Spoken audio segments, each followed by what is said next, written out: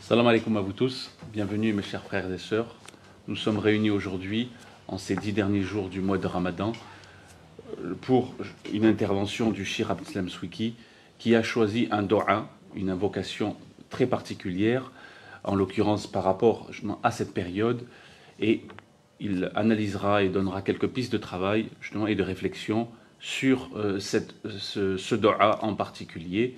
Et derrière, il y aura des intervenants qui poseront peut-être des questions et nous pourrons développer là-dessus sur cette invocation. Donc, dans un premier temps, nous aurons le frère Nasruddin Haïdari pour une récitation coranique derrière, et puis Marie, notre sœur, introduira le shir et fera une brève présentation. Donc, je vous laisse avec la récitation de notre frère, Inch'Allah.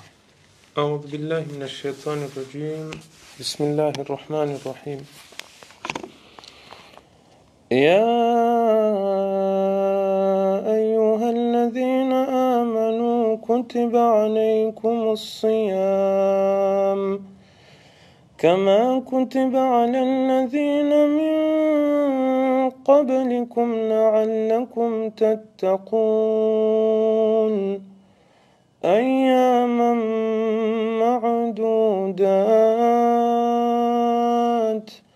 فمن كان منكم مريضا أو على سفر فعدة من أيام أخر وعلى الذين يطيقونه فدية طعام مسكين فمن تطوع خيرا فهو خير له وأن تصوموا خير لكم إن كنتم تعلمون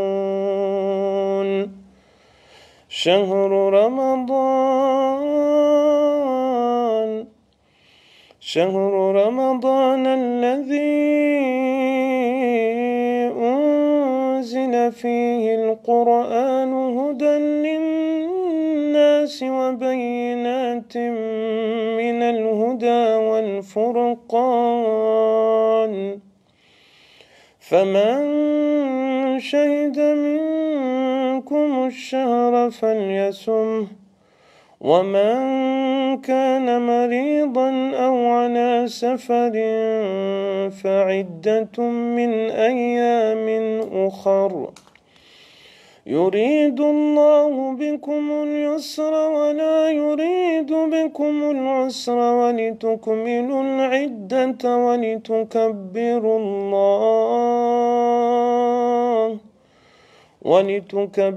الله على ما هداكم ولعلكم تشكرون وإذا سألك عبادي عني فإني قريب أجيب دعوة الداعي إذا دعان فليستجيبوا لي وليؤمنوا بي لعلهم يرشدون صدق الله العظيم. Je tenais juste à préciser que cette émission est présentée par l'association La Plume des Savoirs en partenariat avec le collectif des citoyens musulmans de Marseille. Voilà, c'était important quand même de le préciser, ce que je n'avais pas fait en préambule. Donc je passe la parole à ma sœur derrière pour introduire le shir.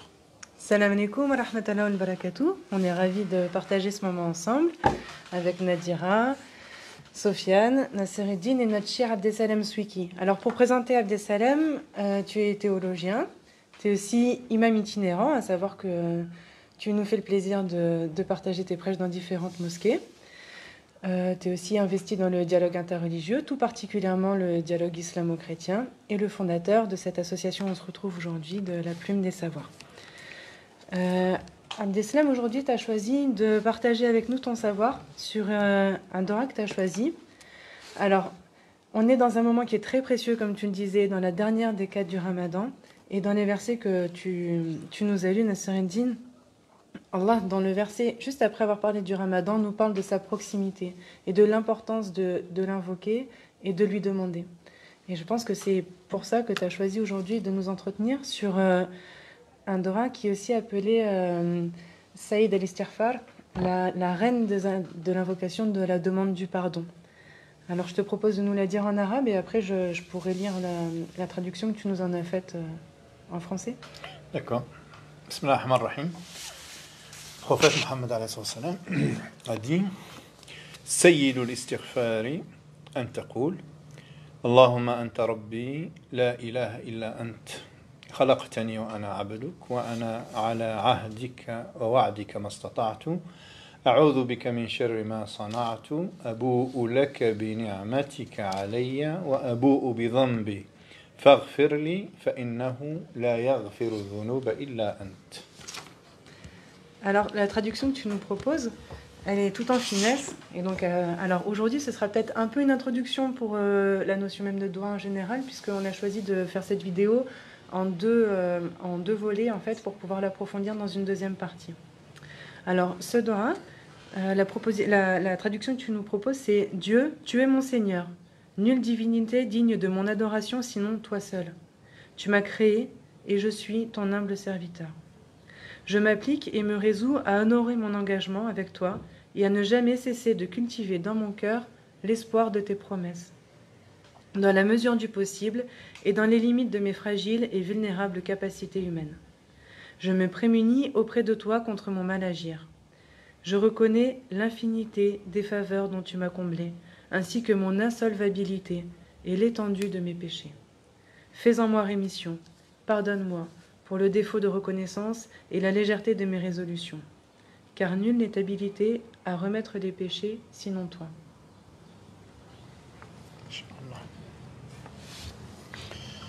Bismillah ar-Rahman ar-Rahim. Bon, salam alaikum à toutes et à tous. Donc en fait, choisir un dua pendant cette dernière décade, ce dernier quart d'heure du Ramadan, va dans le sens en fait de la logique coranique, de la philosophie coranique. Notre frère Nasr al-Din vient de nous réciter un long paragraphe qui nous entretient justement sur ce haut lieu de la spiritualité musulmane, à savoir le jeûne. Ô vous qui me faites confiance, qui croyez en moi, on vous a prescrit le jeûne comme on l'avait prescrit pour les prédécesseurs, pour les communautés qui vous ont précédé. Et donc, dans un long paragraphe, jusqu'à ce qu'il fasse chuter ce paragraphe coranique par « Et lorsque mes serviteurs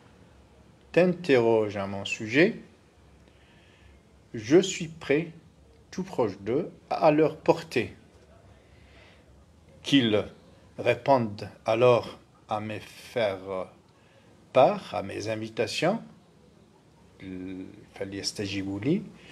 qu'ils m'accordent foi, peut-être arriveront-ils à développer cette sagesse, cette maturité, la'allahum yarshudun. Donc on voit bien que ce verset coranique regorge de spiritualité. Il commence par nous dire l'extrême proximité entre Dieu et ses serviteurs, jusqu'à la manière de tourner la phrase, jusqu'à la tournure de la phrase, justement, pour rendre compte de cette proximité. Dans d'autres versets, on se serait attendu à ce qu'ils disent juste après Qul inni qarib. Le Qul, dis-leur, réponds-leur, ça a été supprimé justement pour qu'il n'y ait aucune transition entre le dua à la doléance, l'invocation faite à l'endroit de Dieu, à l'adresse de Dieu, et l'immédiate réponse, suite que Dieu donne justement à cette doléance. Fa inni qaribun ujibu da'wat ad-da'i idha da'a. Je suis tout prêt à la portée de toute personne qui me fait les invocations, qui est dans la supplication, dans le recueillement, et me fait ses doléances et ses doigts.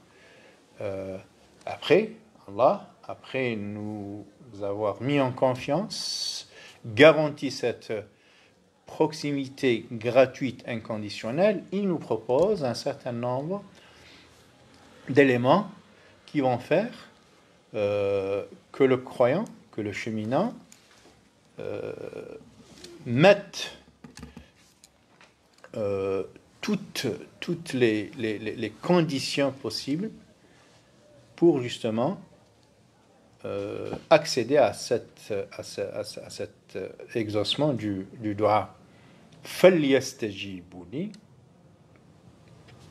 Donc cette injonction, cette demande par Allah de répondre à ses faire part à ses invitations, on la retrouve partout dans le Coran, entre autres dans la sourate Al-Anfal, la 8e sourate. يا أيها الذين آمنوا استجيبوا لله وللرسول إذا دعاكم لما يحييكم واعلموا أن الله يحول بين المرء وقلبه وأنه إليه تحشرون. Oh, vous qui me faites confiance,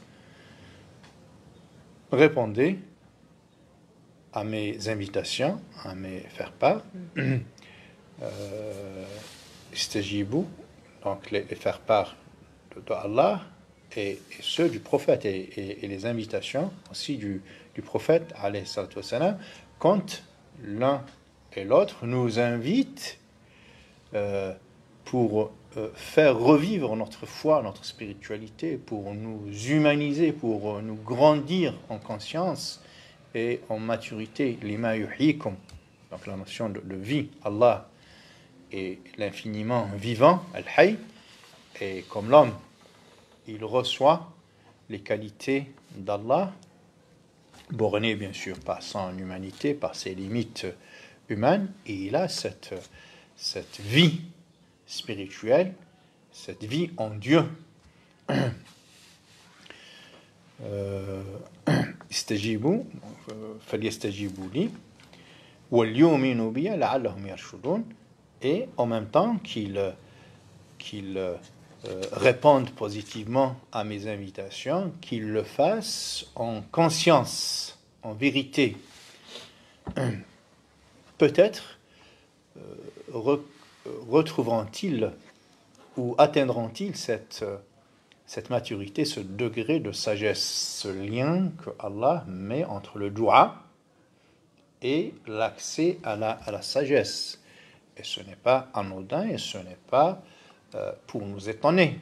Une proximité entretenue avec Allah subhanahu wa ta'ala est de nature à nous faire grandir, à nous faire mûrir et à nous mettre en condition de recevoir les provisions, les lumières, les barakas d'Allah subhanahu wa ta'ala. Donc, Cheikh, et si je ne suis pas proche de Dieu, est-ce que j'ai quand même cette nécessité où je peux faire cette doua en espérant que Dieu exaucera quand même mes invocations? Barakallahu fik, en fait, le doua, s'il est vrai que l'objectif d'un doua, c'est d'accéder à l'exaucement, à une réponse positive d'Allah subhanahu wa ta'ala, en même temps, le doua, il est plus encore que ça, en fait. Il nous met en connexion avec Dieu.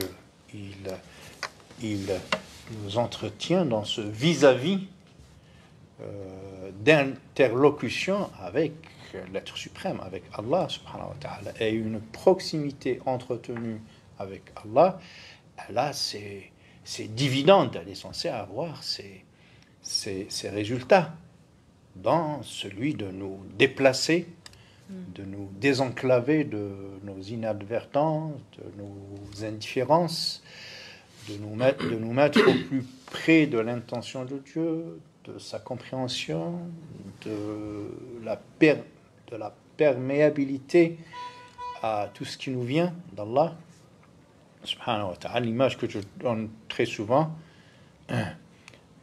aux fidèles, c'est de leur dire, lorsqu'on se met tout près de Dieu à travers la lecture du Coran, la récitation du Coran, à travers le don, à travers la disponibilité, à travers l'assistance que nous offrons aux autres, dans tout acte de don, tout élan du cœur, nous met en fait à proximité de Dieu, et il aura comme effet immédiat de nous purifier, de nous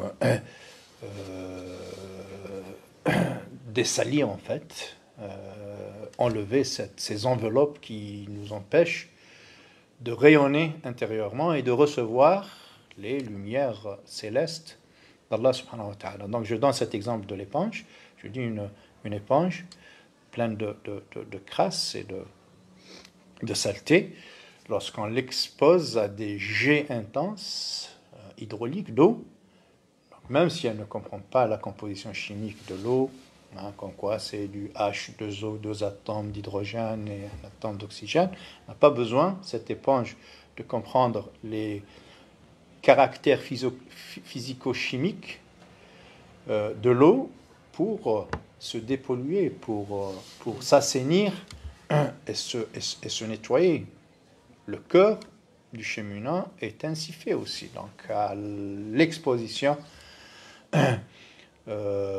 au Coran, à cette proximité avec Allah à travers les invocations, le cheminant, le croyant, ne peut que grandir et se voir cultiver, féconder son cœur de manière à lui faire produire toutes les bonnes et belles choses. Alors, j'ai une petite question, parce qu'on a beaucoup de public ou de personnes qui sont francophones et qui ne parlent pas arabe. Est-ce qu'il y a une sacralité du doigt en arabe où on peut invoquer Dieu dans nos langues respectives, vernaculaires, et est-ce que c'est autant sacré que quand on implore Dieu en arabe ou pas? Et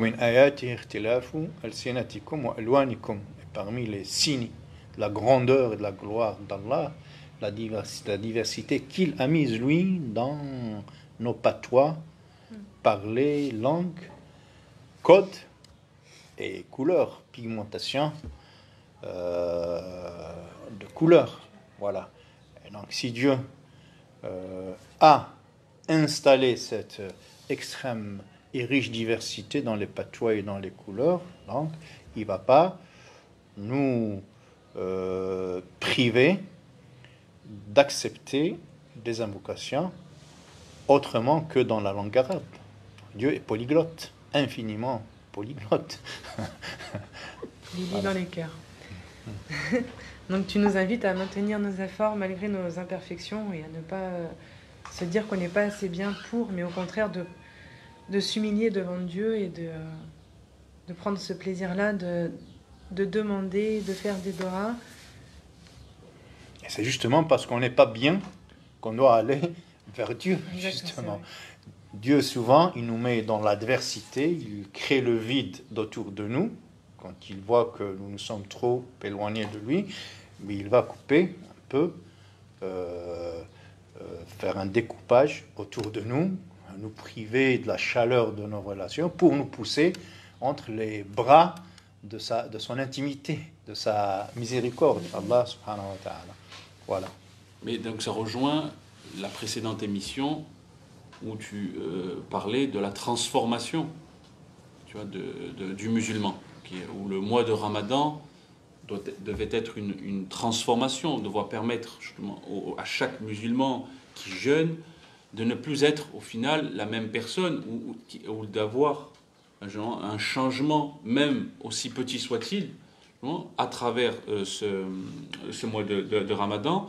Et l'invocation peut être aussi un moyen de tendre vers cette transformation, à travers la proximité que nous cherchons de notre Seigneur. Exactement, exactement. Donc, le Ramadan, on l'a dit la première fois, que c'était une école qui est censée nous faire acquérir un bouquet de qualités et de vertus dans la taqwa, la piété, dans la'allakum tashkurun, donc le fait de développer en nous cette reconnaissance, parce que très souvent l'homme, il confond don et dû, don gratuit et dû, mérité, Et on prend tout ce que nous vivons comme faveur, cette infinité de dotations, on la vit dans un esprit de don, blamziya, donc je mérite ce don, je le mérite. Hein. C'est un dû, c'est comme si Dieu était obligé de me noyer dans ce bain de prospérité, alors que ce n'est pas un dû, c'est un don gratuit. Et donc, justement, pour avoir cet esprit de gratitude, de reconnaissance, ça se développe et le jeûne, il est là, justement. وَلِتُكَبِّرُوا اللَّهَ عَلَى مَا هَدَاكُمْ وَلِتُكْمِلُوا الْعِدَّةَ وَلِتُكَبِّرُوا اللَّهَ عَلَى مَا هَدَاكُمْ وَلَعَلَّكُمْ تَشْكُرُونَ dans le verset. Donc, afin que vous paracheviez ce séjour du jeûne, et que vous puissiez glorifier Allah, glorifier, oui, avec des formules, mais c'est surtout faire la bonne place, ménager la plus grande province dans le cœur pour accueillir Allah, sa sainteté, un maximum de provisions venant d'Allah. Parce que très souvent on dit tukabbiru juste Allahu Akbar, mais Allahu Akbar, c'est faux. Le dire justement comme une attestation d'avoir fait l'effort de dédier dans son cœur la province la plus spacieuse, la plus grande pour accueillir Allah subhanahu wa ta'ala. Wa la'allakum tashkurun. Donc après avoir parachevé ce séjour, donc ce temps de jeûne, en essayant de faire l'effort de donner toute cette place à Allah dans son cœur, dans sa conscience, dans sa vie, donc on va finir, Inch'Allah, par avoir le diplôme de shukr, donc de cette reconnaissance et cette capacité de discerner entre don et dû. Voilà. Et juste après, bien le dua que nous venons d'essayer d'expliquer et qui, lui aussi, nous évoque un objectif, un fruit à cueillir justement du jeûne, qui est la sagesse, la maturité. لعلكم ترشدون وإذا سألك عبادي عني فإني قريب أجيب دعوة الداعي إذا دعان فليستجيبوا لي وليؤمنوا بي لعلهم يرشدون. Donc lorsque vous êtes dans cette proximité avec Allah, à insister dans la supplication, dans l'étalage de vos confessions, de vos faiblesses, à essayer de répondre aux invitations de Dieu et de son prophète pour obtenir ce supplément de vie, ce supplément de vie spirituelle, où finirait, c'est une promesse divine, d'atteindre cette maturité, cette sagesse. Je voulais juste, souvent pendant le mois de Ramadan, on dit que, ça rejoint un petit peu votre idée, qu'on se ressource, on se recentre sur soi, donc pour pouvoir atteindre cette sagesse. Est-ce que on dit également que pendant ce mois, il faut faire des actions pour pouvoir également se rapprocher de Dieu et faire du bien aussi. Donc là, via le dua, on peut faire bien sûr ce rapprochement pour avoir plus de spiritualité, de sagesse. Mais est-ce que vous êtes d'accord sur le fait qu'on peut également faire des actions pendant ce mois qui peuvent nous rapprocher, et quel type d'action on pourrait faire pour se rapprocher de Dieu, Inch'Allah? En fait, le jeûne est fait pour ça, en grande partie. C'est pour déclencher en nous cette dynamique de ferveur et de nous mettre au plus près de la perfection, en fait. Le jeûne qui nous met dans la faim et dans la soif, en fait, dans un esprit de susciter à travers cette faim et soif du corps, une faim et soif du cœur. Voilà, pour développer en nous cette faim d'Allah, de sa présence, cette soif de son évocation, de son invocation, de sa proximité. Et tout cela, ce sont des actions, en fait, lesquelles actions, comme le verset l'a souligné et d'autres versets aussi, l'action, elle favorise en fait l'exaucement du doua. C'est elle le véhicule, la locomotrice qui va prendre la belle parole, la belle invocation et la faire atteindre à son adresse divine. Il va aller taper à la porte de Dieu et lui remettre en main propre cette lettre pleine de supplications, d'invocations, de doléances. Allah dit par ailleurs dans le Coran, Ilayhi yas'adul kalimut tayyibu. C'est vers lui que montent les belles supplications, les belles invocations. Wal amalu salihu yarfa'uhu. Et ce sont les actions vertueuses, pieuses, qui vont le transmettre. Peut-être ce doua. Donc c'est l'action qui va transmettre le doua pour lui donner cette force motrice, pour la faire atteindre, on va dire, lui offrir un maximum de garantie pour qu'elle ne s'essouffle pas en pleine ascension. Voilà, pour un peu donner l'image et pour atteindre la satisfaction d'Allah subhanahu wa ta'ala. Peut-être la dernière question, après, pour après rentrer dans la deuxième partie de l'émission et de l'explication du doua, c'est le prophète a dit dans ses hadiths, ad-du'a mukhul ibada. Et j'ai toujours été étonné qu'il n'ait pas dit as-salat. C'est pas la prière qui est le cœur, en fait, le cœur de l'adoration, mais c'est plutôt la doua. Alors j'aimerais bien que tu nous fasses une distinction entre as-salat et doua, et pourquoi ce hadith-là parle plutôt d'invocation que de prière. Barakallahu fikum. C'est Nasruddin. J'étais en train, en même temps que tu parlais, j'étais en train de... Ah, je sais que ça va vite dans ta tête. Voilà, de penser à un verset coranique.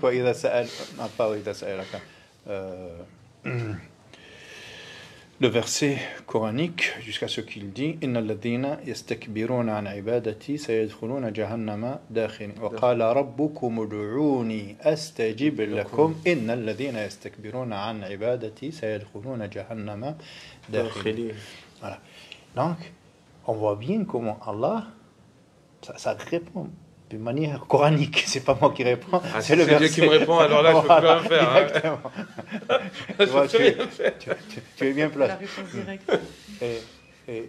Et Dieu vous a demandé de le supplier, de lui faire des invocations. وَقَالَ رَبُّكُمُ ادْعُونِي أَسْتَجِبْ لَكُمْ, afin que j'exauce vos doigts. Après la chute, le verset qui suit, ce verset, écoutez bien, ça parle de dua et de stijaba, donc d'invocation et d'exaucement, donc de la suite positive qu'Allah donne à cette demande.